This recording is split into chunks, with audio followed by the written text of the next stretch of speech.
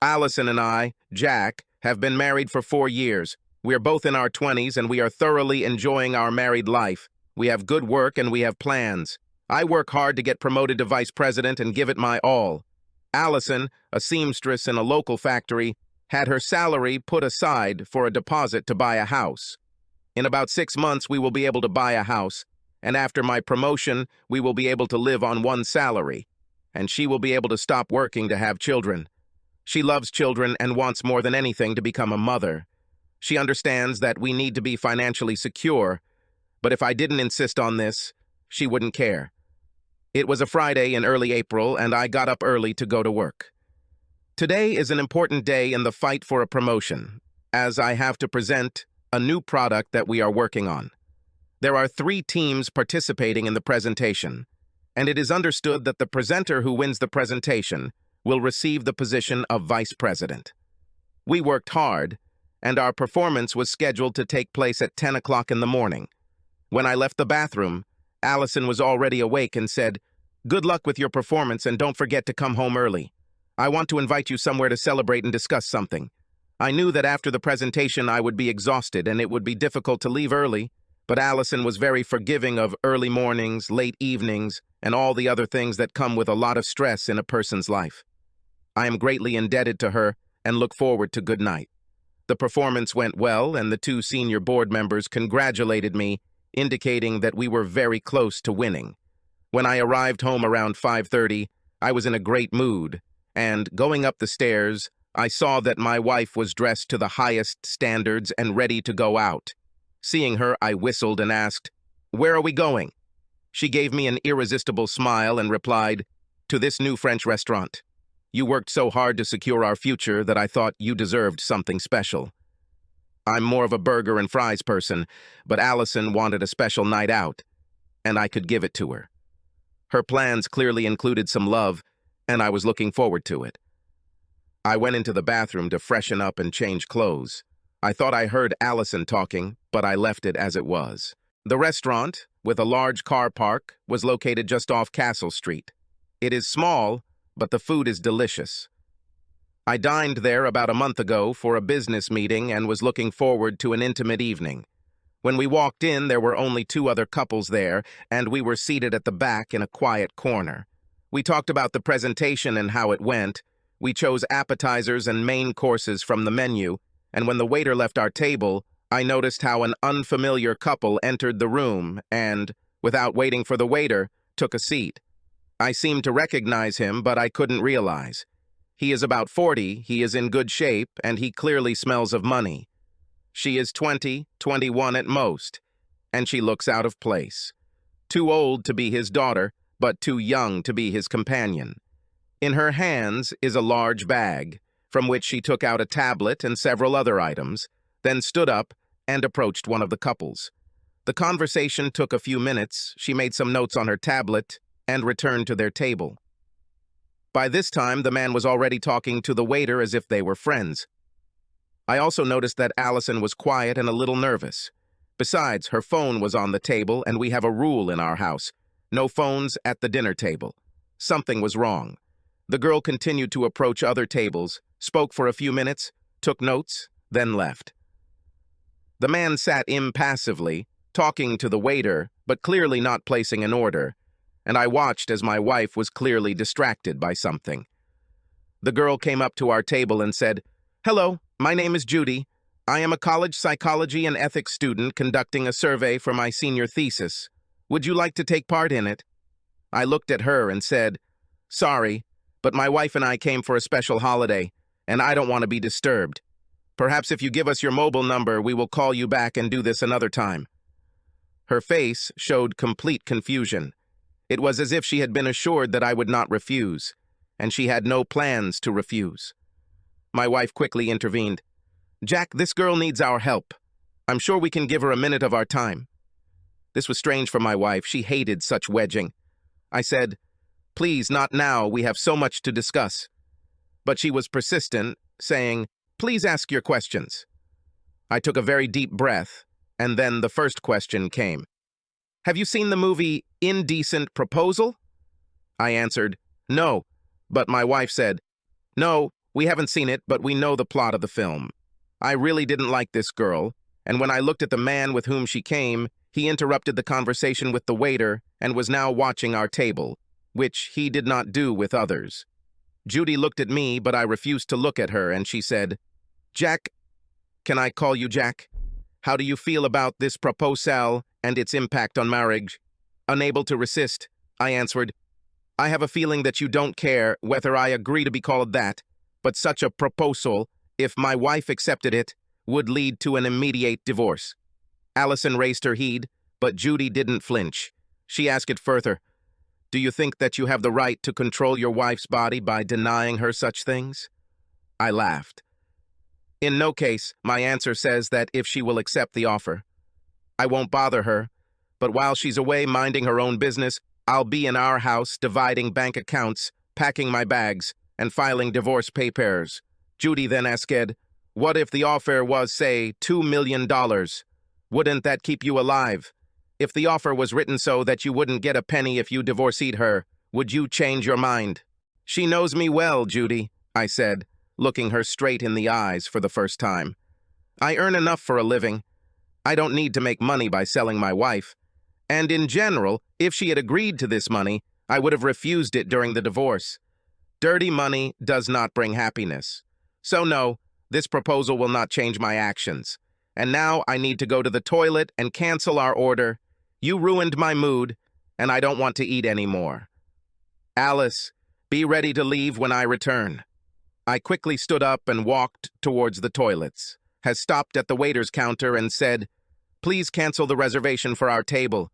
The people you let in got in our way, and I don't want to eat here anymore." The waiter looked at me. "But your bill is being paid by this gentleman for his assistance in conducting the survey." I was confused, so I just turned around and went to the toilet. I had a bad feeling and knew the other shoe was about to drop. Since my last visit to a restaurant, I knew that I could walk around the back of the toilet and stand in such a way as not to draw attention to myself. I stood and watched my wife type a text message on her phone. The man's phone beeped. He took it and began typing. When he hit send, my wife's phone rang. She took it, read it, and typed the text. Then his phone rang. I watched this for a few minutes, and it was quite obvious that they were texting. I returned to the table. "Who is this idiot with Judy?" Allison looked around and replied, "I don't know, but what?" "Oh, something's wrong. He just paid for our food." "I think I know him, but I can't identify him, and you seem to be having a conversation with him by correspondence," I said, as if it was something taken for granted. Allison, with a look that irrefutably indicated that she had been seen through, stammered, "He was just trying to be polite after she interrupted our meal." I answered, "I'm in a bad mood and have lost my appetite. It's time for us to leave." Allison became worried and suggested, "No, we can't be that rude. Just sit here and rest, and I'll go to the toilet." I watched her leave and noticed that she glanced at the man. Then Judy came up to me and sat down, putting her hand on the table next to mine and saying, "One more question. What figure do you consider reasonable?" I laughed and put my hand on hers. She didn't remove it. I said, "It doesn't matter whether he sells his body for $20 or $2 million. The fact remains a fact. Then no amount will help." Having said this, I began to squeeze her hand. Her hands were thin and mine were thick, so the pressure became painful very quickly. She said, "Stop it immediately." I answered, "Not until you tell me what I want to know." By this time, I was close to breaking one of her fingers, and I stopped pressing but did not let go of my hand. She said, "If you don't stop, I'll scream." I just smiled. "Go ahead, but I'm willing to bet you won't because there's something wrong here, and I doubt you'll want the hassle of calling the police. Tell me, who is he?" She tried to pull her hand away, and I squeezed it again.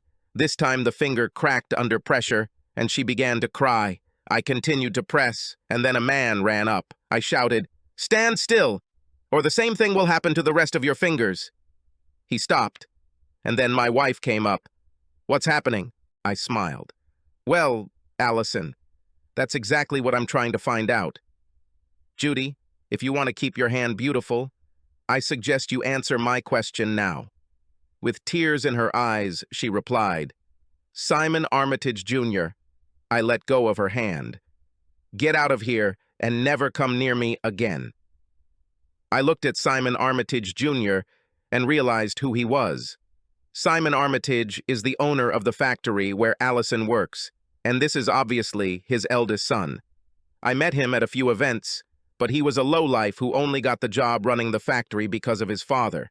He has a reputation as a playboy, and there are rumors that he pursues married women because he believes it makes him a big man. Allison came and sat down. Simon offered us $2 million if I would spend the weekend with him. I agreed because it will provide for us for life. We'll be able to buy a new house without a mortgage, set up college trust funds for the kids, and start working on our baby this coming weekend. We won't need to wait for your promotion. I silently looked at the table. "Did you agree?" She replied, "Yes," just as Simon Armitage Jr. sat down at the table. I didn't move or look at him. Then he said, "I can make all your dreams come true, and all it will cost you is 48 hours of your wife's time. The agreement is very simple. I will transfer $2 million into your joint account on Sunday evening when she calls me to confirm that you are still home. If you leave, I'll open an account for Allison that you won't be able to touch. Choose for yourself." I looked at Allison but spoke to him. "You can stick your $2 million where the sun doesn't shine.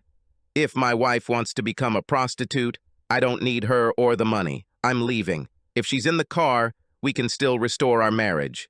But if she's not there, I'll pack my things and leave long before she returns. So, Allison, it's time to decide." Allison looked at me defiantly. "Jack, I want a child now, not in another 2 years. As long as you can provide financing, this gives us this opportunity, and you're going to miss it." I laughed, which seemed to unnerve her somewhat. "We won't have children in the foreseeable future. This little prank has damaged my trust in you so much that even if you left with me now, we would have years of counseling. If you go with him, then I will never touch you." I stood up, dropping my napkin on the food I had just brought, and said, "I'm leaving, Allison. Time to decide." I walked out, and the idiot tried to stand up, but lost his balance when I put my hand on his forehead, pushed him back into his seat, and watched him fall backwards. I continued walking, and the waiter stood in front of me, but I raised my hand, as if pushing him away, and he silently stepped back. I heard Allison scream my name as the door closed behind me. I cheerfully walked up to the car, opened the door, and got in. I took a few deep breaths, letting the tension drain from my body, and only then started the engine. He drove slowly past the restaurant, Allison still there. I increased my speed and drove home. He took out his suitcase from the closet shelf and began to pack. On autopilot, I packed all my clothes and toiletries into several suitcases and black bags within an hour. Then the phone rang, and it was Allison. She said, "How are you, baby? I'm very sorry that it all turned out this way, but this offer is too good to refuse. I'll turn off the phone now and see you on Sunday around 7. I said nothing, just pressing the phone to my ear. The silence was obviously painful for her, but I felt numb. She's really going to do this because she thinks it will be good for us. Then she said, "Look, we can discuss this on Sunday when I get back. I want to give birth to a child as soon as possible, and this will protect his life." I just asked, "And who will be the father?" She was taken aback, but answered, "You, of course." "Not in this life," and I hung up. I packed all my things, including other personal things, into the car. I went to the internet bank, went to the deposit account at home and withdrew half. Then he went to the online divorce service, filled out the application, paid the fee, and agreed that Allison would be served on Monday at 8 o'clock in the morning. When I left the house for the last time, a car pulled up, and Allison jumped out of it screaming, "Stop, Jack, stop!" It was just a prank, a belated April Fool's joke. The driver turned out to be an asshole. He got out of the car and said, "It was a joke. We thought you would return to the restaurant. We were there for the last 2 hours. Then Allison received your divorce letter and we hurried back. I looked at Allison silently. If this is a joke, then it was so unsuccessful that it caused irreparable damage to our marriage. I need to get away from here for a couple of days and think. With these words, I got into my car. As I started the engine, I heard her scream, "Please withdraw the divorce papers." On Saturday afternoon, I was sitting at my brother's house with him and his wife, Becky. Becky had spoken to Allison a few hours earlier and came back to tell us about it. "Jack," she began, "I don't think it was a joke, but it certainly wasn't an attempt to sleep with another man. She wants to have children so desperately that she would do anything. On the other hand, she didn't really intend to go through with it. Her idea was to get you to say that you have enough money to take care of her, and then she could say, 'Well, if you have enough money, then you shouldn't wait to have kids.' He's her friend at work, but believe me, he's not even remotely interested in having sex with Allison. In fact, he probably would have preferred you, but now she realizes that she herself created the situation where you lost all trust in her, thinks that if you just had the baby, all the love and trust would return. The question is, can you do it? This is a killer question. Ever since Allison's best friend got pregnant 6 months ago, she's been asking me when we can have kids. The problem is that delaying this means I'm not sure about everything, and I definitely don't want to bring a child into a dysfunctional family. I got up from the table and went to bed at 4 o'clock in the afternoon so that I could think. By Sunday, my mind had not cleared. My real problem is with these 2 watches. If there really was a setup or a joke or an attempt to impose her point of view about the child, she would immediately return home. The fact that she didn't do this means she has something to talk to Simon about. I also didn't buy the "Simon would prefer you" statement. I decided that they should file for divorce. What will be, will be. Since the events, a month has passed. Allison, with Simon's help, found a lawyer, and the court ordered 12 consultations over 4 weeks, 3 per week. We sat in front of the counselor, a young woman who looked at me like my first-grade teacher did when I couldn't read the entire alphabet. Allison vying with each other about her plan and how Simon came up with it. Ironically, Judy was actually a psychology student writing a paper on how men react to stressful situations. I was supposed to be her iconic example. When Allison finished, the consultant looked at me and almost spat out the words, "Well, Jack, you heard the whole story. Why do you persist in divorce when your wife wants and needs you?" To her, I thought, Jack wills rinse brains 3 times a week for the next 4 weeks. I looked to the consultant in eyes and said, "Do you really believe this? Because I personally don't believe it. There is a 2-hour black hole on her account. What she did from the moment I left the restaurant until she returned home. Enough time to get a room, have sex, come up with a plan, and return home." I heard Allison take a deep breath, and the consultant sat up in her chair. When she started talking, I said, "I haven't finished yet, and we agreed not to interrupt when others are speaking. So I expect you to follow these rules." She never discussed those 2 hours, gave no explanation, or provided any evidence. What happened in those 2 hours is the real story of that evening. But you are only talking about his preparation. The consultant was outraged. "You need to get over this, and then you and your wife can resume your marriage." I stood up and said, "Your job is to find out if our marriage can be saved, not to try to persuade me to stay in a marriage that I want to leave. If she doesn't prove to me that nothing happened during these 2 hours, I will leave here." The consultant reported me to the judge for being uncooperative, and 2 days later I was back in court. The judge looked me up and down as if he was examining something he had scraped off his shoe.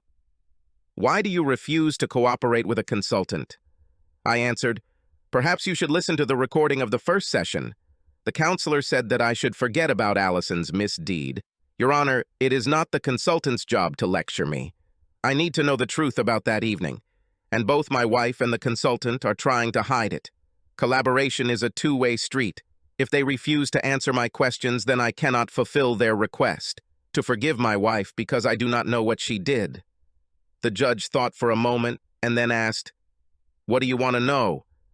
I quickly replied, "It's simple. There is a 2-hour black hole in her timeline that she refuses to discuss. I want to know what happened then. My wife refuses to discuss it, and the consultant says I don't need to know.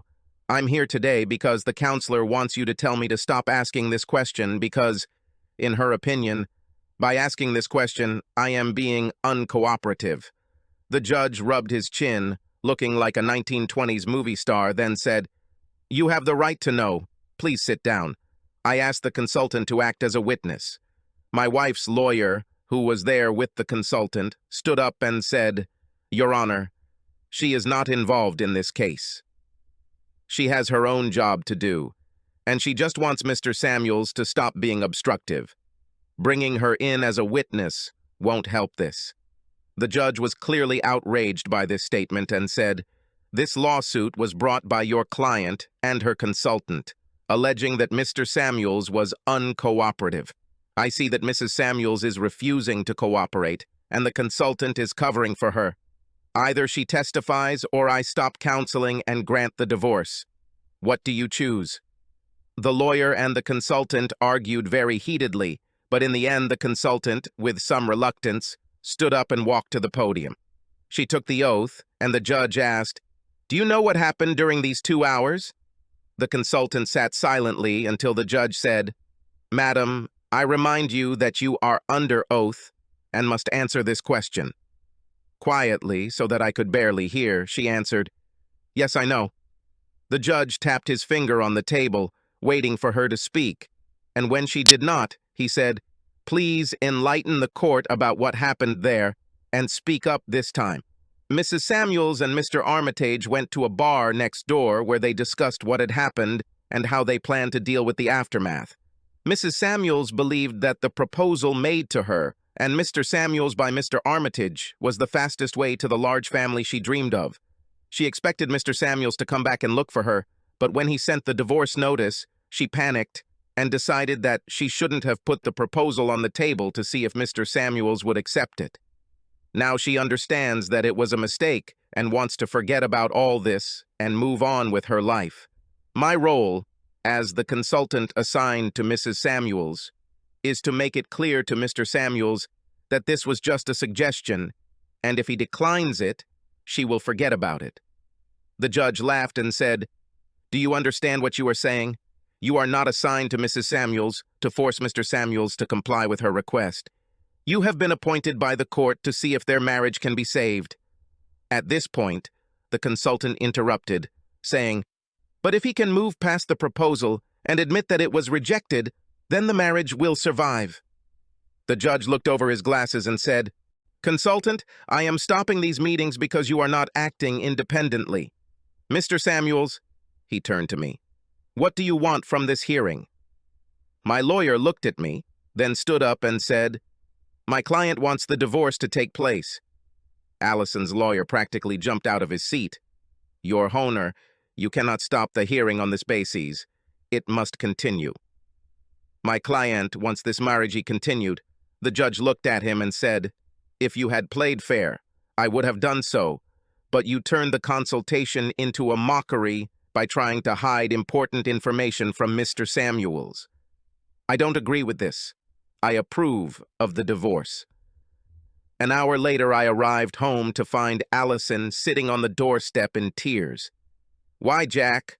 All I wanted was a big family, and this was just a means to an end." I took her hand and pulled her into the house. "You set me up, lied to me, and treated me like a fool.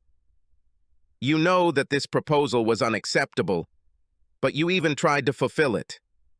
I could never be with a woman who did this to me." She continued to cry, saying, "But I want us to be together. I want 4 children from you, and so that we don't need anything." I just shook my head. "Go and get your $2 million and then find someone who will give you your children. What about me? I could never be with a woman who thinks that's acceptable. Goodbye, Allison." I opened the door and walked out into a new world. Whether he will be better, who knows? Subscribe to our channel so that your second chaff doesn't cheat on you, and go ahead and listen to the next story, because this story is nothing compared to the next one. If you're under 18, don't even think about listening to the next one.